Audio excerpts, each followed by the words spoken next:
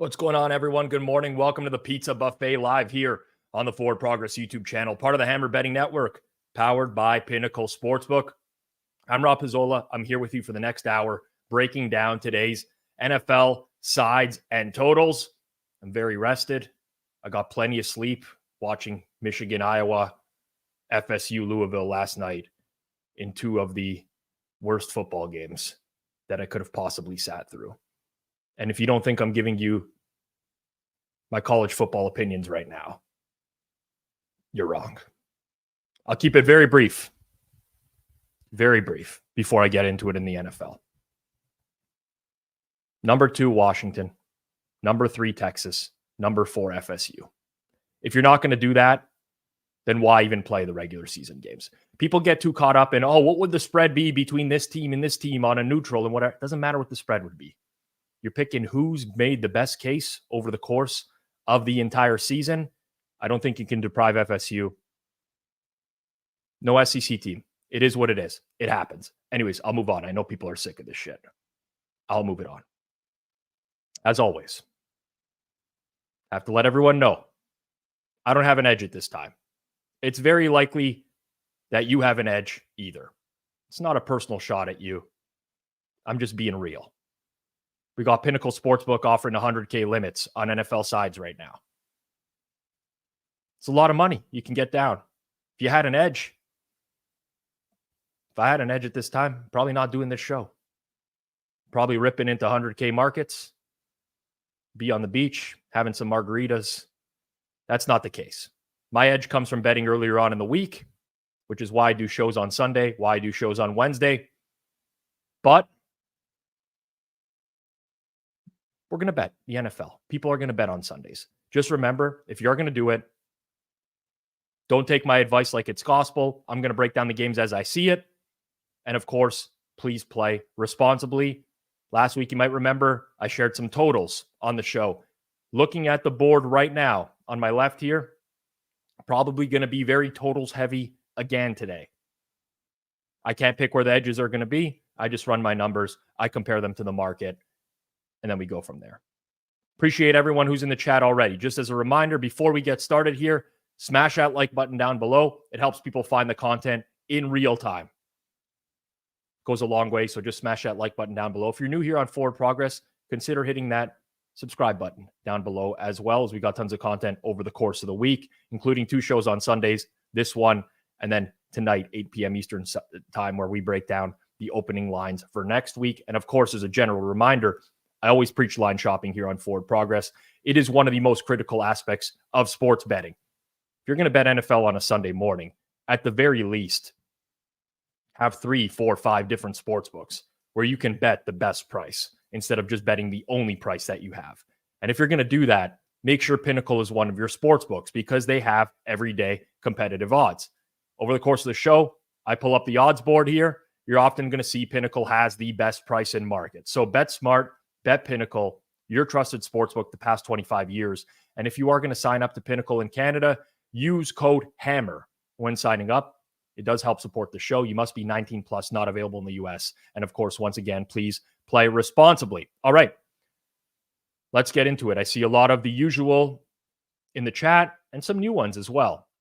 Could just be people changing names. Good morning, everyone out there. Hunter, Mickey Hill, Gil, Jack, Scott. Some new faces as well. Appreciate everyone for tuning in. All right. Let's get into it. Actually, you know what? Let's just review some past performance so you guys can see what exactly what I'm talking about. Past year, it's been ugly. Minus 15.6% ROI. Not scared to hide it. I mean, over time, it should balance out. CLV is like very slightly positive, which means that I should just juice out somewhere in the range of like minus 2 to 5% ROI over time. But it's tough. It's tough on Sunday mornings. No excuses, though. We move on and we get into this week's games. Do a quick refresh here, courtesy of betstamp. Once again, easiest way to improve as a sports bettor, use multiple sports books, get the best odds. I recommend using an odds comparison tool like betstamp. You can download the app today. You can check it out at betstamp.app. All right, let's get it started. First game on the board. Chargers and Patriots. Pinnacle market is at 5 right now. Total's been bet down to 39. I will talk about that here shortly. But depending on where you're betting, you can get either 5.5 on New England. You can get a 4.5 on the Chargers. Honestly, I think that this number in the game is solid. My number is Chargers minus 4.5, total of 38.5 for this particular game. So I'm not going to go ahead and lock in anything here. For pool purposes, I'd pick New England or the under. First and foremost, this is going to be a weather game. The rain is going to come. Throughout the entirety of the game, it's going to be consistently raining.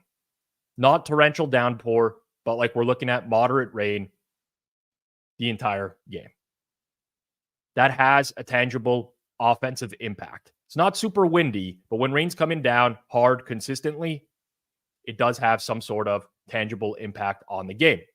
Keenan Allen expected to play. He has the shoulder injury. That's important because Quentin Johnston, Jalen Guyton, Darius Davis, Alex Erickson, that's not exactly a murderer's row of receivers.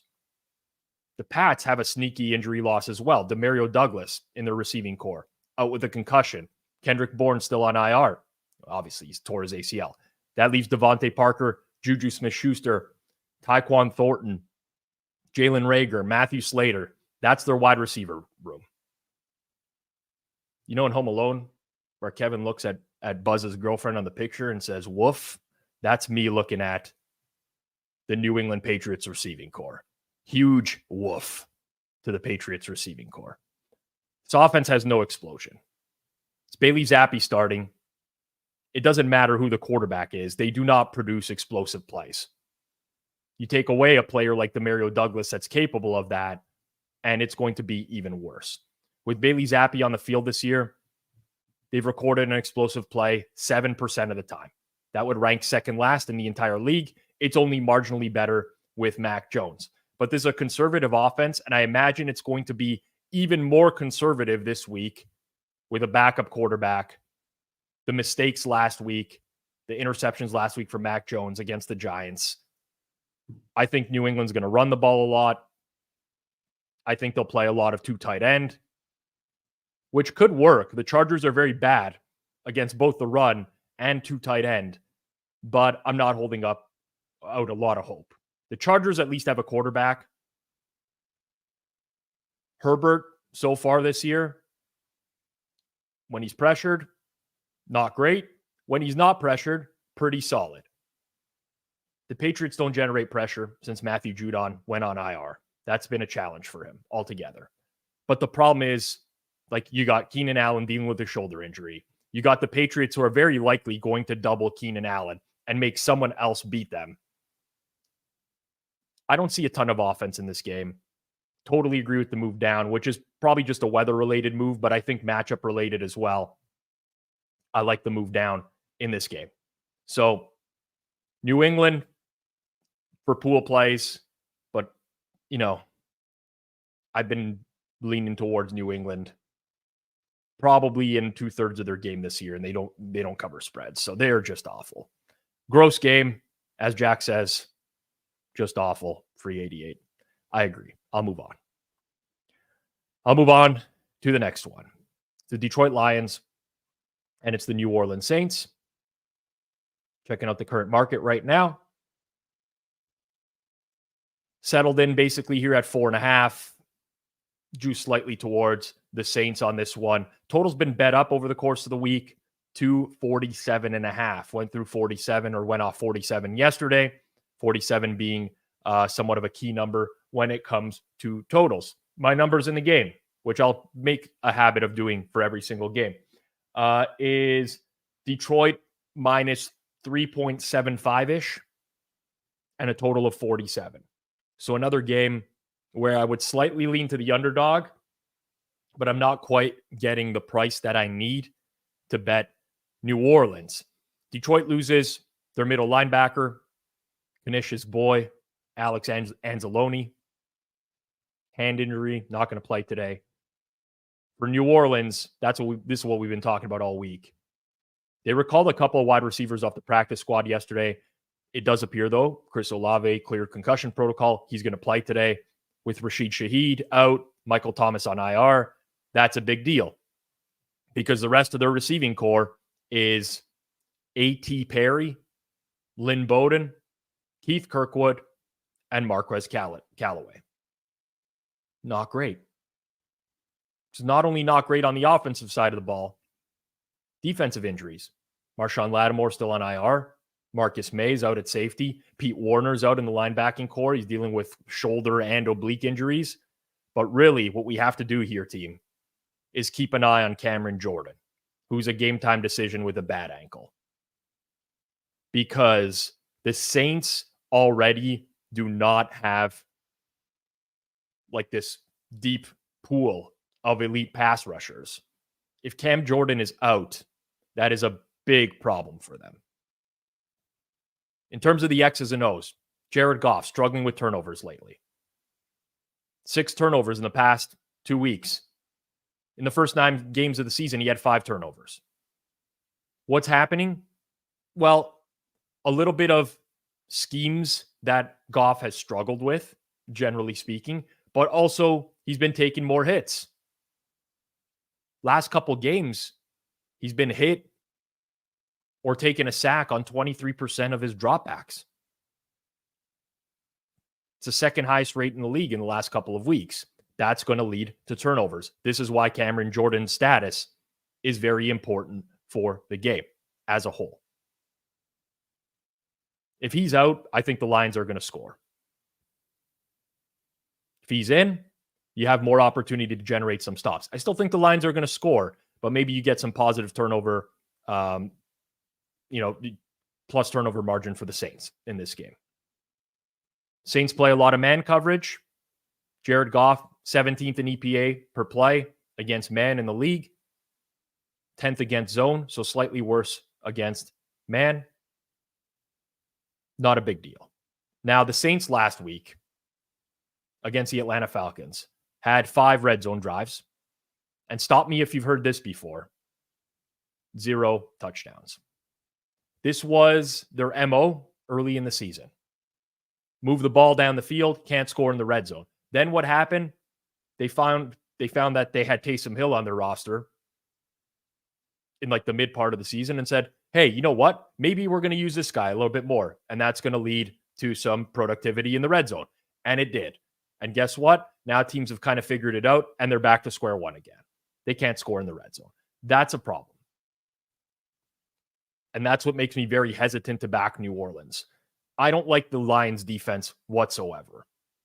At all. Even with injuries at receiver, I still think that there's an opportunity for the Saints to move the ball.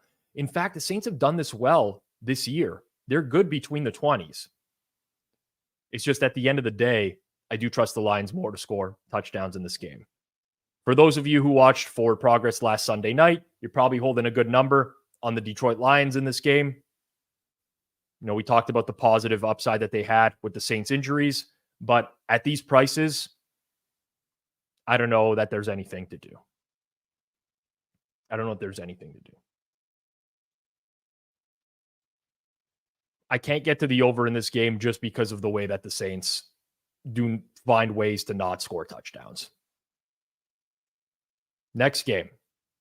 Keep it moving. I'll answer questions. I do see the comments in real time. As always, if you do want to comment and get in on the chat, which is happening every single week here, just make sure you're subbed here on Forward Progress for at least 5 minutes, and then we let you in. Got to prevent the bots from getting in, is what we really got to do here. Wow. Falcons and Jets. We're just moving through today with some absolute banger matchups. Atlanta sitting in the range of 2-point favorite. Pinnacle, great price on Atlanta money line, minus 132. No, actually, great price on the Jets money line as well. As you can see, there's advantages to using a low vig sportsbook at plus 119. Total is in the 33.5 range. My numbers on the game, as like I said, I will go through as much as possible, are Atlanta minus 2.5 and a total of 33. So very small leans to Atlanta. And I guess the under at 33.5. Like, honestly, can't even believe I'm saying that.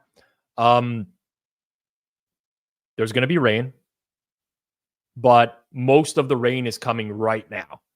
like in the next hour or two leading up to kickoff. Still going to rain during the game, especially the first half here. But as the game goes on, looks like that's going to clear up. So some tangible weather impact, especially in the early going, that probably improves as the game goes on. Maybe a way to attack the live market in this game, but then you'd have to be rooting for points late in the game. And I'm not convinced that either of these teams can actually score points. Atlanta's Mac Hollins got in a limited practice on Friday. He's questionable today. The Jets got some good news this week. Their right guard, Wes Schweitzer, got activated off IR. He practiced on Friday. He could play today. Don't know for sure yet. Mekhi Becton is returning from an ankle injury to play tackle. Breece Hall dealing with a hamstring injury, expected to play. So some positive injury variance, I guess, for the New York Jets in this game. But at the end of the day, you're now at a point, you're very close to a point where you need Tim Boyle to win a game. And listen, it's no disrespect to Tim Boyle. Relative to the rest of the world, he's a great quarterback. Relative to the rest of the league, he's not. He's not. The Falcons are running the ball a ton. It's no secret. 46% of plays this year. Last week against the Saints, they ran the ball 61% of the time. They're trying desperately for Desmond Ridder not to make mistakes. Desperately.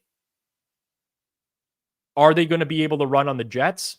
Well, not inside, but I think possibly outside. Because when you look at Atlanta's offense, they run outside zone 44% of the time. That's a very, very high number. Most teams are running outside zone in like the 20% range. They're trying to get outside the tackles a lot, especially with Bijan Robinson last week.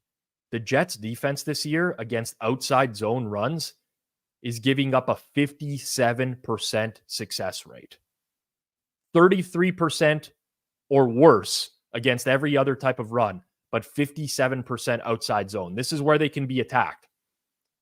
So there is an opportunity for that there. They play a big man defense. Desmond Ridder can't really beat anything.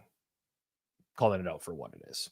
Especially cover one, which the Jets play 6th highest rate of cover one in the league. Man defense with a floating safety. Desmond Ridder's 34th in EPA against that defense. So they'll need to run the ball successfully, in my opinion.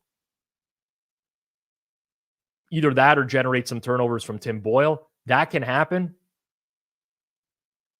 That offense has just no juice whatsoever.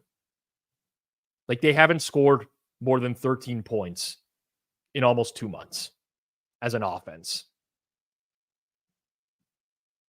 As bad as the Falcons are, I still hold out more hope for them. I really think the Jets need to win the turnover battle by like 2 or 3 today, which is possible.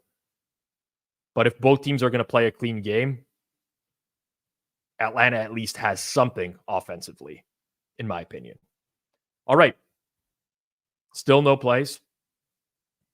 Arizona and Pittsburgh coming up here. Actually, it's a good point. Ridder will run on man defense. It's true. That's the type of D you want to run on. Most of the DBs have their back to the quarterback, chasing receivers around. There's some opportunity there. Arizona and Pittsburgh. Okay, market got out to 6.5 flat. A little bit of money coming back in on Arizona, but we still sit in the 6 to 6.5 range here. And the total, depending on where you're betting it, you can get different numbers, but 41 seems to be the consensus, 41 flat on the total between the Arizona Cardinals and the Pittsburgh Steelers. No plays locked in yet, and this won't be one for me. My number is -6 and 41. So I'm actually right on market in this game. I do think it's really interesting to talk about, though, even though there's no play, because I had a very hard time setting a number on this game because of what we saw from Pittsburgh last week with a new offensive coordinator. Now, another rain game. We're going to see some downpours here. Likely towards, looking at the radar now, the latter half of the game. And it looks like it's going to be windy towards the latter half of the game. If this weather did not exist, I would have bet the over in this game today. But unfortunately, the weather does exist. My total is adjusted to include the weather conditions. I still think first half over is kind of in play here, like a first half over, second half under type of situation, just based off of what I'm seeing in the forecast. But I'm doing full games, sides, and totals. So take that for what it's worth. Arizona's receiving core could have been a mess today, but Marquise Brown, Trey McBride, both going to play. So it's just Michael Wilson that's out for Arizona. Cards dealing with some injuries in their secondary. Antonio Hamilton, Starling Thomas, both out. Jalen Thompson couldn't get in more than a limited practice this week with a rib injury as well. So Arizona's secondary and their defense as a whole, with some players on IR, is beat up. And ordinarily, I wouldn't think the Steelers could take advantage of that until I watched them play last week. And maybe we've got to forget that and it's recency bias, but there is some optimism. Pittsburgh on defense gets Minkah Fitzpatrick back. That's big for them. Now, talked about it last week a lot. I bet the Steelers last week against the Bengals. And this was more so just like the Bengals are an atrocity without Joe Burrow type of situation. They're bad without Joe Burrow. But the Steelers offense did some things differently last week. So I know that it's been forever since they got 400 total yards. It's actually been since week 2 of 2020. They had 6.2 yards per play. These are not numbers we associate with the Steelers. But there's a few things that happen in the game that make me optimistic going forwards, especially against a bad Arizona defense. One, they attacked downfield. They threw the ball downfield way more last week than they had previously. Second, they changed their personnel usage a lot. They used some 13 personnel last week, which we haven't seen from the Steelers this year with Matt Canada. For those that don't know, 13 personnel, 1 running back, 1 wide receiver, 3 tight ends. They had a lot of success doing that. Pat Freiermuth had a huge game. Arizona's defense isn't very good. If Pittsburgh's offense is crisp again, I think they're going to score in this game.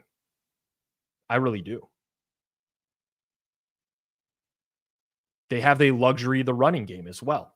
Pittsburgh offense, like 75% of their runs are inside zone or man duo blocking schemes where they get to the second level.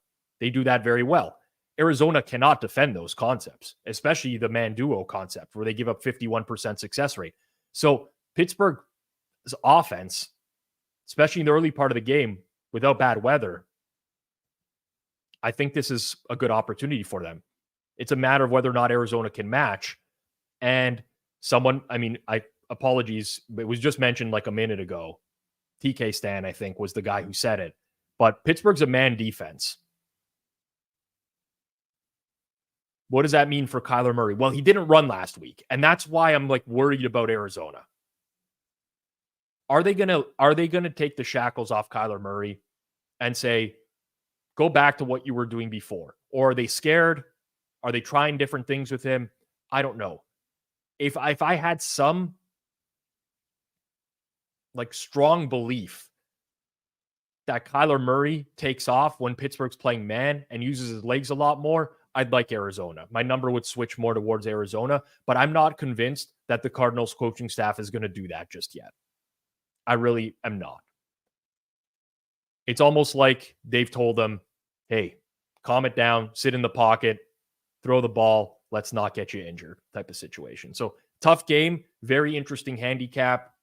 I don't really know what both of these teams are going to be going forward. It's very unusual to have to, like, for the Steelers to have to win by margin to cover a spread. They definitely weren't capable of this 2 weeks ago. But with this offense, maybe. Now, since I'm right on the number, for pool purposes, I would take Arizona. I think the best bet you could possibly make in this game if you wanted to get down would be a first half over, personally.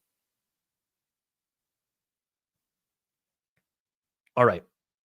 keep it moving here. We got over 400 of you watching in the chat or watching the stream right now. We got 111 likes. Take 2 seconds, smash that like button down below.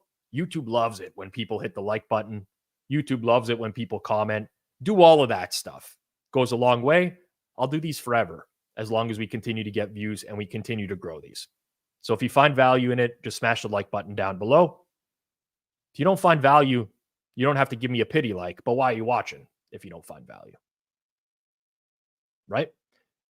Carolina and Tampa Bay. Now, this game's been moved to 4 o'clock, but I am going rotation number order, top to bottom here. I have a lot of thoughts on this game as well. One-way action towards Carolina this week. I did the media rounds this week. I talked about how that was very likely to happen. Carolina was going to get bet. Just all the positive injury stuff for them. They move out to 3.5-point dogs at this one. Total is at 36.5.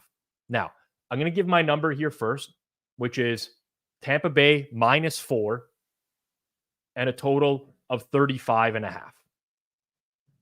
My confidence level in this number is very low. I have an edge on both Tampa Bay side, very small, 1.3%, and total, 1.9%. I'm going to play the total under 36.5 plus 102 for $70. Now, this is a very good price at Pinnacle on the total, the plus 102. These -110s are not such a good price. There's -105 out there in market, widely available as well. That's kind of where I would go as a cutoff. At least try to get yourself a -105. You go for a little bit of a smaller bet size for that one if you're going to go with that. Another weather game. Not bad, but we're likely going to get showers. And because it's a late start and looks like the radar's coming in around 5:30, 6 o'clock, more likely later in the game than early. Not a huge win game, though. So minimal weather impact. Injury-wise, Carolina puts their left guard, Chandler Zavala, on IR. He joins their right guard, Austin Corbett. This O-line is a disaster. They lose a starter. They have injuries at tight end. Hayden Hurst and Tommy Tremble are out, but they get big reinforcements coming on defense. In all likelihood, we will not see until game time, but we know CJ Henderson is back at corner. That's going to help. In all likelihood, we are going to see JC Horn, Jeremy Chin, and pass rusher Yetur Gross-Matos. So enforcements on defense, issues on the O-line and at tight end. Tampa Bay, Chris Godwin did not practice Friday. He's dealing with a neck injury. He's going to test it out and warm up before he decides if he can go. Now there's big injuries on Tampa's defense. Jamel Dean's out again, as are linebackers Levante David and Devin White. We got a new coach for Carolina as well. Lots to unpack here.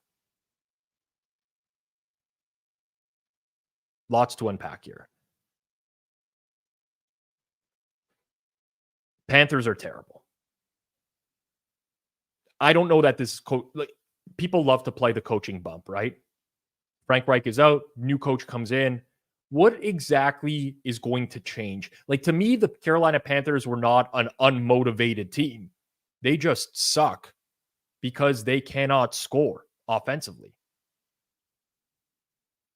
Since the bye week, they've had 5 games. Offensively, they have not scored more than 15 points. This isn't like a murderer's row of defenses that they faced. Against Tennessee last week, pass funnel defense, they could not throw the ball. They got Indianapolis. They got Houston. They got Chicago. It's not like Carolina has played like this gauntlet of defenses. They just cannot score. So the injuries in the Bucs secondary and the linebacking core, they matter. Don't get me wrong, but they matter a lot more against other teams than the Panthers. I don't think we're just going to have a resurgence all of a sudden out of nowhere. Panthers offense is going to be like, oh, new coaching staff. They tried this. They got rid of Frank Reich. They tried with Thomas Brown, the offensive coordinator. Nothing happened. Nothing happened. Now, other side of the ball. Baker Mayfield's actually very good against Carolina's type of defense. Carolina plays a lot of zone. They play a lot of cover 3. Those are the defenses that Baker Mayfield has excelled against. But Baker Mayfield has a bad ankle. He hurt his ankle last week. He returned to the game. He was not the same. You watch the game, you'd notice he's not the same. He's going to play. He's likely not going to be 100%. And you have a very conservative coaching staff led by Todd Bowles, where I think the likelihood you are going to get a conservative game plan out of the Bucs, run the ball heavily, especially on early downs. They already do that anyways, is high. Typically speaking, people see low totals and they're like, oh, it's low. All you need is this amount of points. And I get it. But this reeks to me of like Titans, Panthers from last week all over again. That's the type of game that I see personally. So under in this game. A few comments to get to. From Joe. Rob mocked me on Sunday night for flagging multiple weather games. Guess what happened and guess which way the lines moved. This is what I call like confirmation bias here. Do not use a Sunday to forecast the next Sunday's weather games. And Joe, if you looked at when the lines moved, you had a lot of opportunity to just wait. You didn't have to bet those all immediately. All the lines started moving later on in the week when the weather becomes more certain. So that's all I'm saying. You do not need to look at the weather forecasts a week in advance unless you're going to get like a steady stream of rain, like some sort of tropical storm or something like that with high certainty. There's just no sense in doing it. Even a meteorologist would tell you that it's a complete waste of your time to do that. So fine, look at weather. You just don't need to do it like literally a week in advance to start getting out ahead of totals. Like look at when the big move in the New England Chargers total happened this weekend. You didn't have to bet it on Sunday. You can wait for better information. How come the only team you use the term pass funnel for are the Titans? They fit the profile the best, where they're very strong against the run, but extremely susceptible against the pass. So that's why.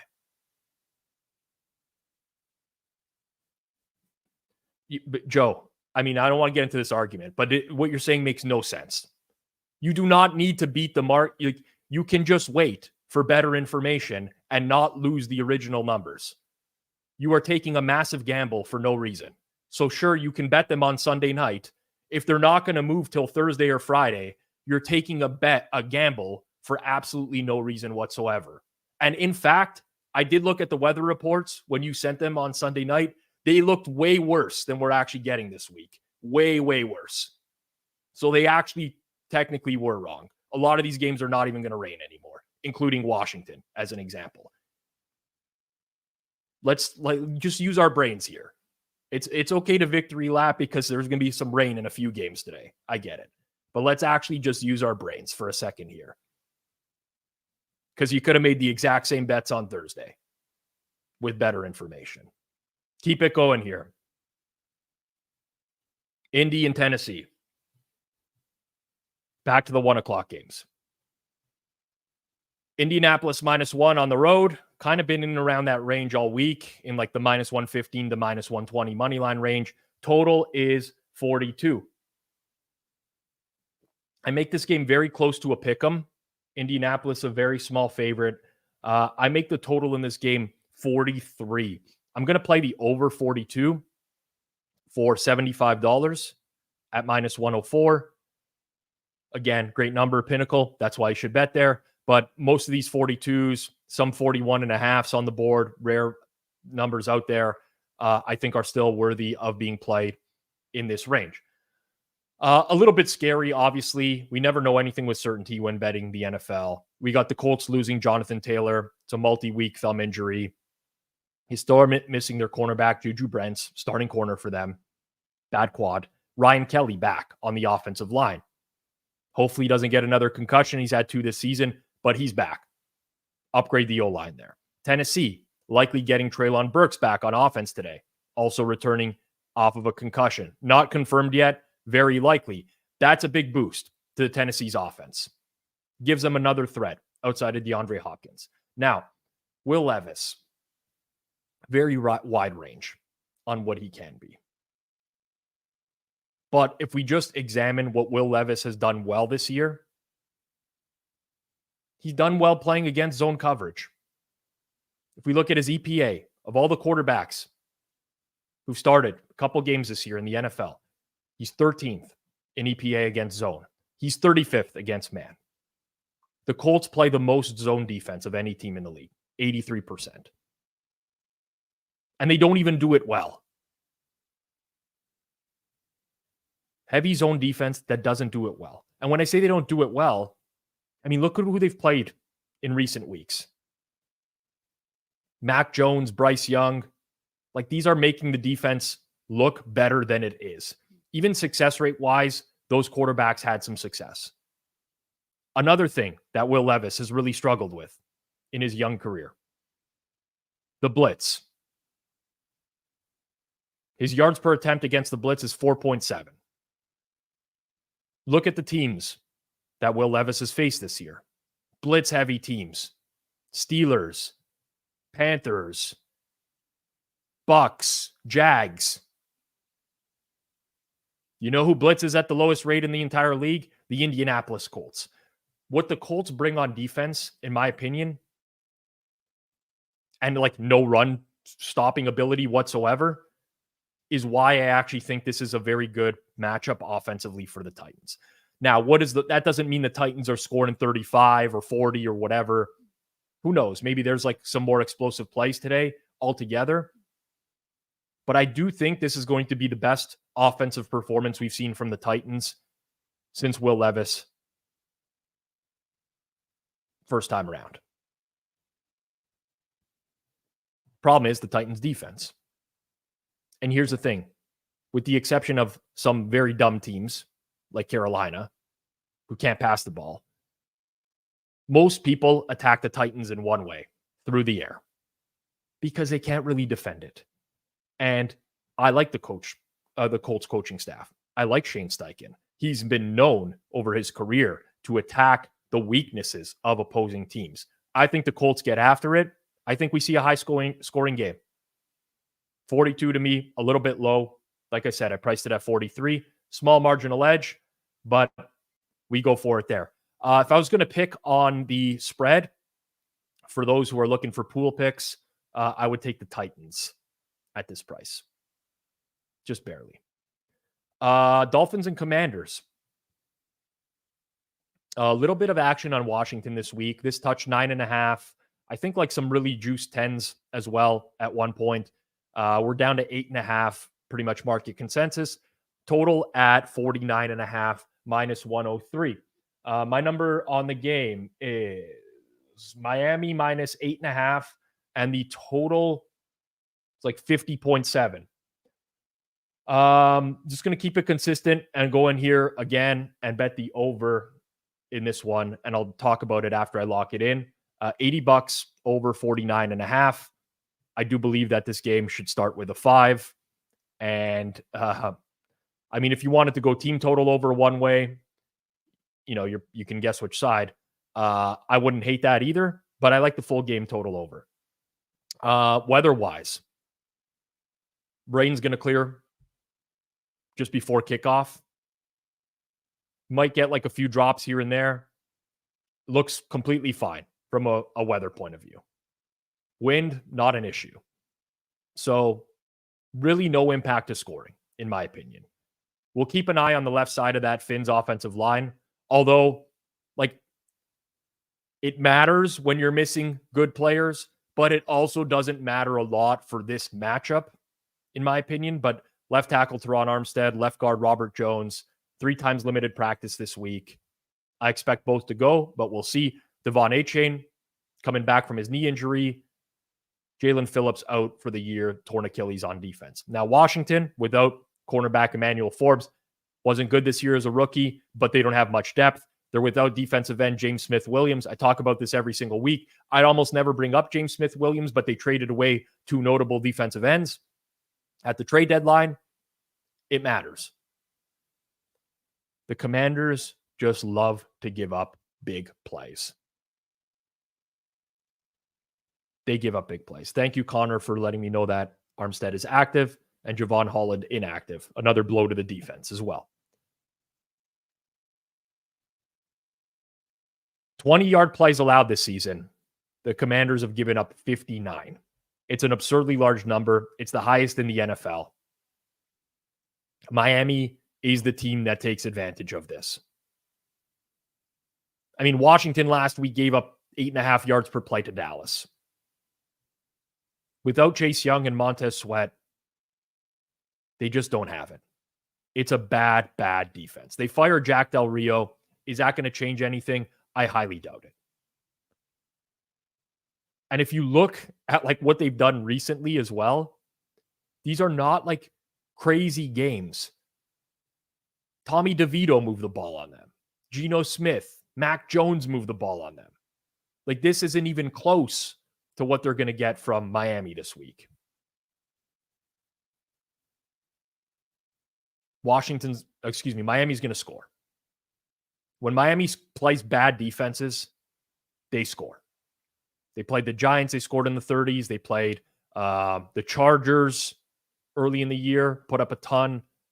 70 on the Broncos when the Broncos had a bunch of injuries. They're going to score. It comes down to can Washington score to put up enough here? And honestly, this is where me and I think Eric Eager disagree on some stuff. I actually like Sam Howell quite a bit playing from behind. I know the Miami defense is better since Jalen Ramsey came back. But again, Javon Holland, Jalen Phillips, missing some pieces there defensively today. We don't need Washington to get to a massive output. But in games where they've been trailing, they've been able to put up some pretty high success rates and make some explosive plays.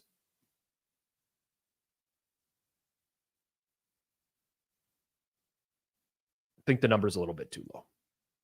Other news that came in, Cam Jordan is active. So that's big. Without Cam Jordan, that would have been a really, really rough sledding for that defense. Just pass rush is not there. I think Ron is gone after this season. In all likelihood, yes. In all likelihood, yes. Demani says, I think the Commies cover shootout game. I mean, they did have two of these games against the Eagles this year, right? Where they really couldn't stop anything, but they were able to move the ball. Now, the Eagles defense, leaves a lot to be desired, but I'm with you. All right, let's keep it going. 4 more games today.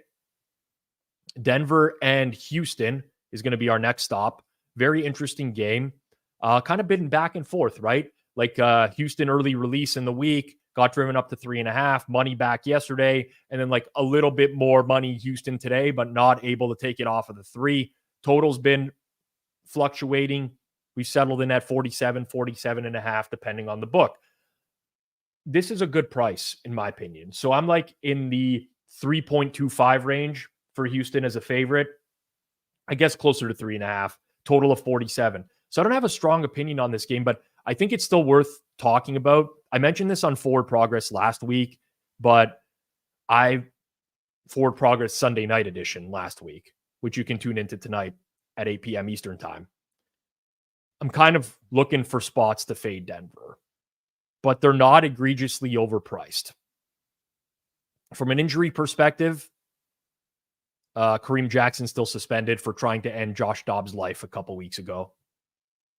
Cornerback Damari Mathis didn't practice on Friday, back injury. We can monitor his status today as well. You want all the corners you can have against Houston. The Houston injury report improved a lot this week. They're going to be without Dalton Schultz, but Tank Dell playing, Noah Brown, Sheldon Rankins expected to go. Jimmy Ward is coming back into the lineup off a bad hamstring injury. So their injury report looked like a disaster earlier in the week, and now it's gotten better. Now, the Broncos, 5-game winning streak, right? It's the longest active winning streak in the NFL, tied with the Eagles. How are the Broncos winning games? They don't turn the ball over, and they generate a lot of takeaways. Now, is this repeatable? Not turning the ball over? Somewhat. You're going to get some bad luck with fumbles here and there, but when your offense is predicated on everything underneath. Russell Wilson protecting the ball. He's done that for the majority of his career anyways. Yeah, I think that's somewhat repeatable. The other side, though, since their win streak began in week 7, they've generated 16 takeaways. I don't know how this can continue on forever. At some point, they will come back down to earth in generating these takeaways. And it greatly, greatly skews what their defense actually is. Because if you go back to the start of that winning streak and you look at their EPA on defense, it's 7th best in the league. And everyone's going, oh, yeah, this is amazing. 7th best EPA defense. They've really turned it around. Well, if you look at success rate, they're 25th. The big difference is that they're recovering all these fumbles. They've recovered 9 fumbles in that time. It's 3 more than any other defense in the league. Big difference. Now, can CJ Stroud turn it over? Sure, he can. He takes a lot of shots downfield. But to be reliant on that regularly, I don't know. I'm not sold on Denver just yet. I think Sean Payton has a smart game plan altogether, but they're in like this luck stage. The issue is I don't trust Houston's defense a whole ton. They're not a team. I love Houston when they're getting like 6.5, 7 points. It's not going to happen that much anymore. But generally speaking, in the underdog role, sure. But I don't know. Can they get off the field regularly? Can they stop a dink and dunk defense? I'm not sure.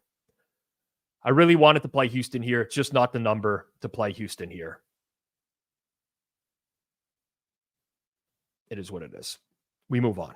Joe, I don't know how you're still going on this. Like, if you want to use 1 week of data to support the fact that some totals move down, you can go for it.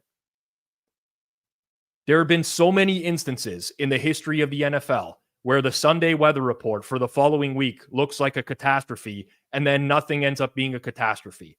Like, you're running in circles here for whatever reason. I don't know. But literally, for the last time, you could have gotten the same numbers midweek that you did on Sunday last week. The same numbers. And you would have gotten more precise information.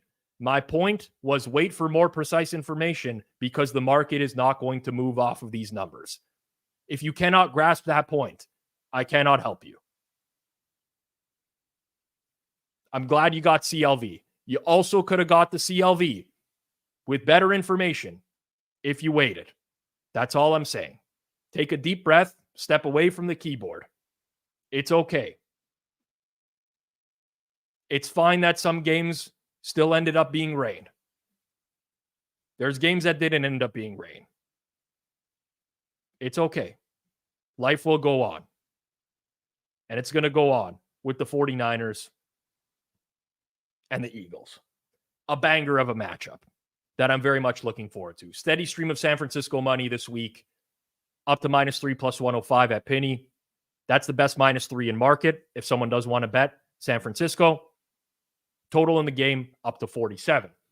Those of you who saw my Wednesday best bet show, you know I used the Eagles 49ers over as a best bet at 46.5. I said play it to 46.5 minus 118, whatever. That was the price. The price has changed for me. And I still like the over. 47 minus 103 for $80. Why is the price changed? Well, guess what? The weather in this game improved largely. Could you believe it? Can you believe it? We had a game where the weather conditions changed from midweek to late in week.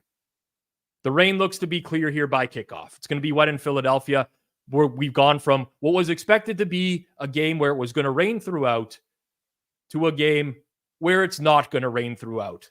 Wow. Who knew that that could possibly happen? And the forecast could have been wrong on Wednesday. Who knew? San Fran healthy O-line. Spencer Burford is back. Full starting O-line. That's huge. Pretty much a clean bill of health for the 49ers. Eric Armstead dealing with an injury. He may not play today, but pretty clean for them.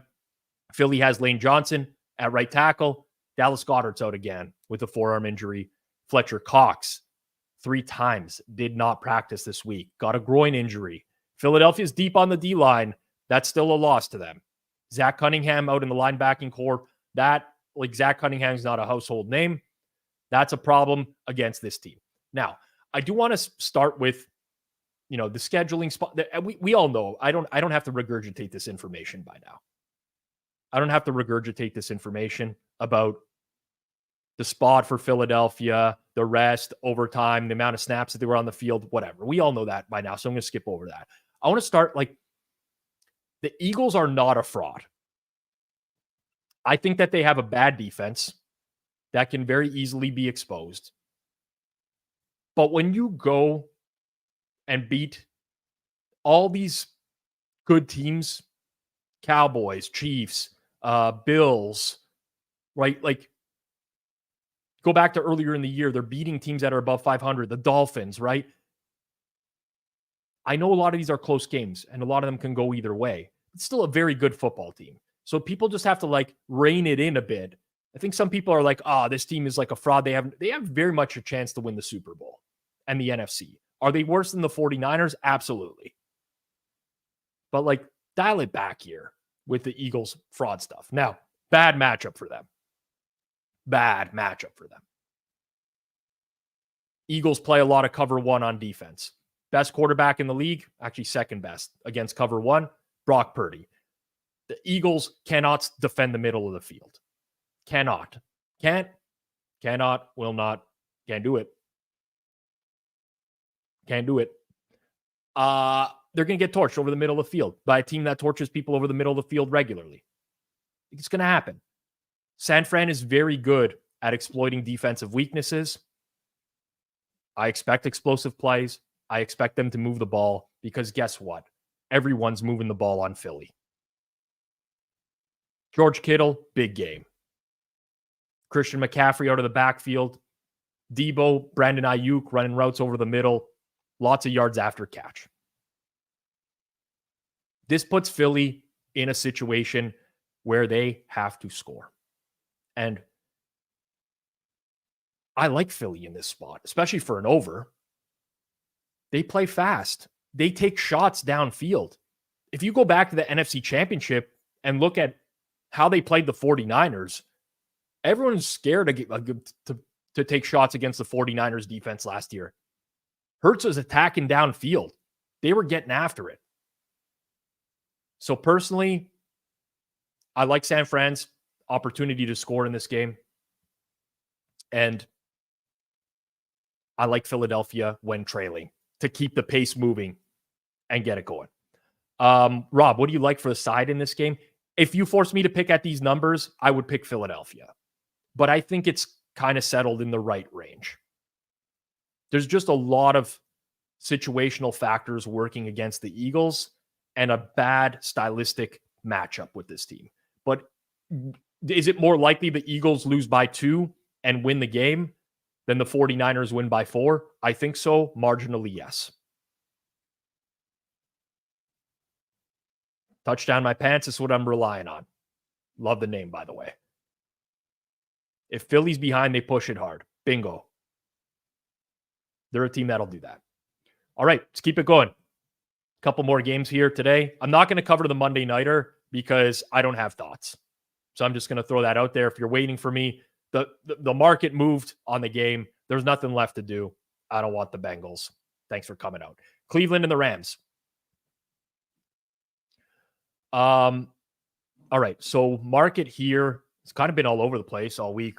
This opened at 5, got bet down quite a bit. Then we get the Joe Flacco news. I don't think I got anything going on here. I make this game 3.5, so I'm right on the spread and a total of 39. So I guess a small lean towards the under. I don't really know how to price this game. Just being honest. I have a general idea of I make a price, but in a confidence level, it's low. It's low. Browns getting middle linebacker Anthony Walker back from a hamstring injury. It's big for them. Denzel Ward, though, remains out at corner. Not great. Rams, pretty clean injury report. Just Quentin Lake at safety, out, bad hamstring. Okay, Joe Flacco starting. They basically they want a quarterback. I mean, PJ Walker's not starting because he makes too many mistakes.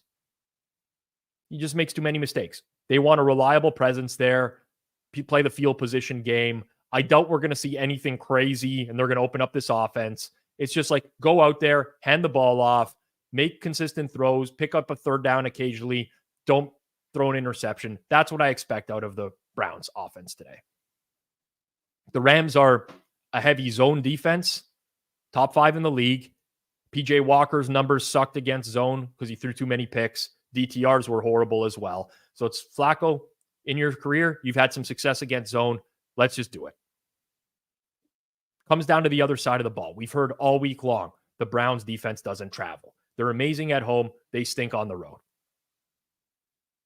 It's true. It's reflected in the numbers, right? They give up like 10 points per game at home, 29 on the road. But I like the matchup. Myles Garrett playing is big because there's two things that Matt Stafford is not good against. One, man coverage.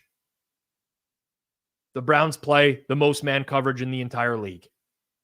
Stafford is number 32 in EPA per play against man. He's number 4 against zone. He's going to get a heavy dose of man coverage today. He cooks cover 2. He cooks cover 3. He struggles against everything else. The second thing, what's the key to beating Matt Stafford? We've all watched football our whole lives for years. Pass rush. Get after him. If you face a strong pass rush goes up against Stafford, he makes mistakes. Look at this year.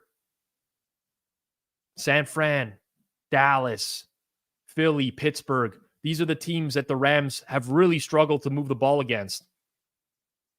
40% success rate in those games. 18.5 points per game. It's a really challenging handicap. If I had more faith in Flacco, I mean, if I'm picking the Browns here. I mean, even with a quarterback off the street, which sounds really weird. But this to me seems like the most likely scenario for a Rams by 3 type of situation. All right, let's keep it moving. Someone mentioned it here really quickly, and I'm noticing this as well. Under money coming in on Pittsburgh, Arizona. So this is what I was mentioning off the top, right? The forecast in the second half is looking worse and worse in that game, especially with wind, which is, I mean, got me off of kind of just waiting for that to play out before coming in on the under and all over, excuse me. And I ultimately didn't. Final game, Sunday Night Football. Chiefs down to 5.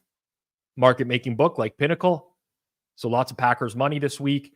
Total's been bet up to roughly 43 in most spots. 43.5 if you're looking for the under at Pinnacle as well in this game. Not strong thoughts here, but Packers are taking money. It's going to snow in Green Bay today, but it's all leading up to the game. Throughout Sunday Night Football, should be no more snow on the field. Temperatures are going to be cold. Not a big impact. You probably will see some images today of snow at Lambeau. Might deter you from thinking it could possibly be high scoring. Won't really have an impact. Chiefs activated Nick Bolton off of IR, but he's not playing. So just because you saw him activated, don't think he's back in. He's not playing tonight. Mecole Hardman was placed on IR. Got the Jerick McKinnon injury as well. Green Bay's got a lot going on here. A lot. Looks like a Patriots injury report, basically. We know Aaron Jones is out. We know Darnell Savage is back from IR. But everything outside of that is a mess. Lots of DNPs, limited practices throughout the week, and a lot of questionable tags. Wide receiving core, Jaden Reed, Dontavian Wicks, Josiah DeGuara at tight end, Devondre Campbell, linebacker, Jair Alexander, Rudy Ford. I'm expecting most of these guys to suit up, but we might get some last minute info here today that can affect things. And in fact, the market steaming out on game day towards this, I think indicates in all likelihood that we're getting a lot of players back or in the lineup for Green Bay tonight. Don't know what to make of Jordan Love just yet.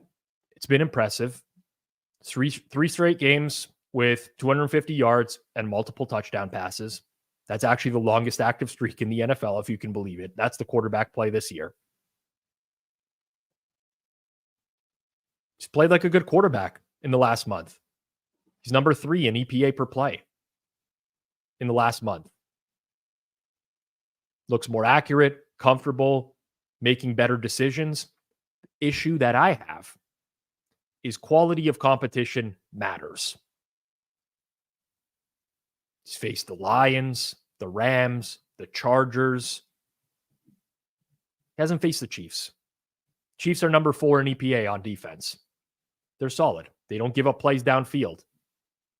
Jordan Love throws it downfield a lot. Is this a game where Jordan Love can successfully march the Packers down the field with A.J. Dillon at running back? I'm not sure. I don't know. This is like the ultimate we learned something game, in my opinion, about Jordan Love as a quarterback. But Green Bay runs a lot of inside zone concepts. They don't do it well. A.J. Dillon's not a good back, and KC defends those really well. So ultimately, I think he is going to have to do something. Now, on the other side of things, Patrick Mahomes has struggled against cover 3 this year. Green Bay plays a lot of cover 3. I mean, Mahomes is generally struggling against zone this season and cooking man coverage.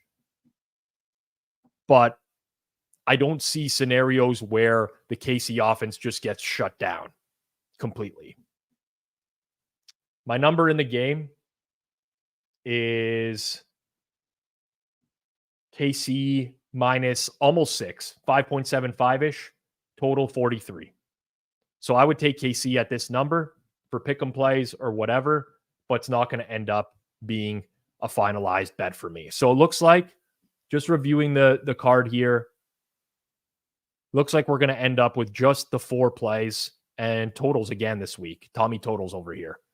Over 42, Indy, Tennessee, over 49.5, Miami, Washington, under 36.5 plus money, Carolina, Tampa, San Fran, Philly, over 47. It's the 4 totals for us here today. I will stick around and answer any questions that anyone might have for the next little bit. Let's try to get us over the hump in terms of likes. We're at 192, so just make sure you smash that like button on your way out the door. Get us as many as we can, because YouTube still serves up this content leading up till game time for the NFL as well. As a reminder, one final reminder, if you are new here, obviously, I'm back tonight, 8 p.m. Eastern time, with my partner in crime, Clive Bixby, for Sunday nights. Here's what we do. We review the day, what we got right, what we got wrong. We talk about it. About 20 minutes into the show, Pinnacle starts to open up lines for the upcoming week. We bring up those lines on screen. We talk about the game for the upcoming week and which way we think the numbers are going to go and whether or not you should bet it in the early going. Last week, I think there was 3 games. Detroit, early, good closing line value. Arizona, not good closing line value. Cleveland, early, good closing line value. And we will talk about the weather for next week as well. We'll do a timestamp of the weather and see how it manages to change over the course of the week. Because guess what? God is not a meteorologist. He is not. Do you use situational trends? I try to price them in if it matters. Like I see people throw stuff around all the time, like revenge game stuff, right? I did a lot of studies on revenge games. I mean, how do you define a revenge game? Team that they lost to last time they played, team that they lost to in the playoffs or whatever. But I work on these things to see if there's actually a tangible impact, and then I incorporate them into the model. So I do use situational trends because there are going to be spots that are worse for certain teams than others. But sometimes it's already accounted for in the market, and sometimes the stuff that's thrown around there doesn't matter. Titans pass funnel for Minshew, hoping so. I don't know why the Colts would run. Not that Zach Moss is a bad back, but Jonathan Taylor out seems like a prime opportunity to attack a defense that's been attacked through the air quite a bit. Why did the line drop from 5.5 to 3.5 in the Tampa Bay game? Some people like to bet the new coach angle for Carolina. Second thing is injuries. Carolina gets a lot of players back today, especially on defense. Tampa Bay dealing with a lot of injuries of their own in the linebacking core, secondary, and Chris Godwin potentially as well. Do you chart the NFL officials, and do you get info on who is reffing for total purposes? Yes, so we know who's reffing the games beforehand. There's not... I don't want to give away too much on this. I'm happy to help wherever. There's some ref crews that have like a marginal impact on totals, and you need to be aware of them. But for the most part, I don't think that there's too much to be extracted from this stuff. Like baseball umps have a much, much larger impact on the game with their strike zone calls, generally speaking. Any props you like today? Let me see what's still around. I did play a bunch of props this week. I'm not going to be that guy that like, I'm give out everything that I played and like chase this number or whatever. Typically, you're going to be playing props and they're going to move because it's a bit of a softer market altogether. So I'll give out my stuff that didn't move a whole lot. And okay, Brevin Jordan for the Texans. I like him over 2.5 receptions. He's in like the plus 115 range now. I do like that. Jeremy Ruckert, Jets over 1.5 catch, minus 110 range. I think that's still playable. What else do I think is still playable here? This one is square as hell. Square as hell. Christian McCaffrey over 31.5 receiving yards. Minus 115 across the market right now. Fine with that. And that's pretty much it in terms of like stuff that I think still has some decent value out there. Roughly what percentage of your NFL bets are on player props? A large percentage of them, just because there's so much more to bet. But as a percentage of my overall bankroll, it's much lower. That makes sense, right? Like percentage of bankroll, way more of that's going on sides and totals, but actual volume, more of it is on player props. There are weeks though where I don't bet player props just because I don't have enough time all around. So, all right. I think that's going to do it for today. Appreciate everyone in here. Once again, as always, I'm back here for Sunday night. Looking ahead to next week, week 14 in the NFL.